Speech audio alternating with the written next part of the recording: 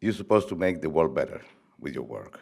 Well, my work deals with memory and the sickness of the brain, basically. So I thought, it can be interesting because I'm working in a series called Hidden Identity. And basically, it deals very much with the relationship between the aggressor and the victim. I was born in Chile and I lived through the dictatorship. I lived through killing right next to me. I lived through traumatic situations. And it changed family life because of the memory of the life. When I was in Bellagio, most of the work that I did there, I have a Skype conversation daily with a psychiatric, Gianni Faeda from New York, an art critic from the Village Voice, and then with a philosopher from Spain, Francisco Lara.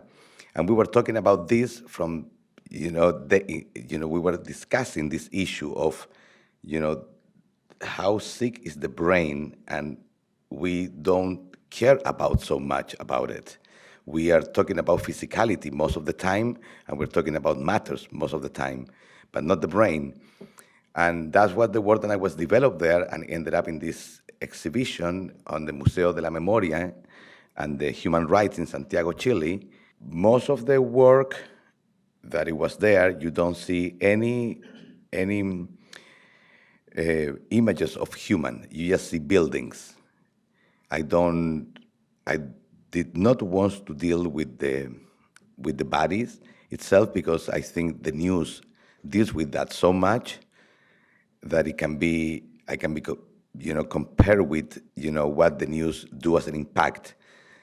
But the real physical skin of the work, it reminds our own skin, is very fragile, and at the end of the process, you know, working with all these intellectual people, I developed a huge amount of sketches, of drawings, with words, with interview, with a street level interview, and I think when I thought about what this help into the society, it do help a very, very good enough minority group of people that have not find any common language to help themselves to live through the traumas that they've been going through for many, many years.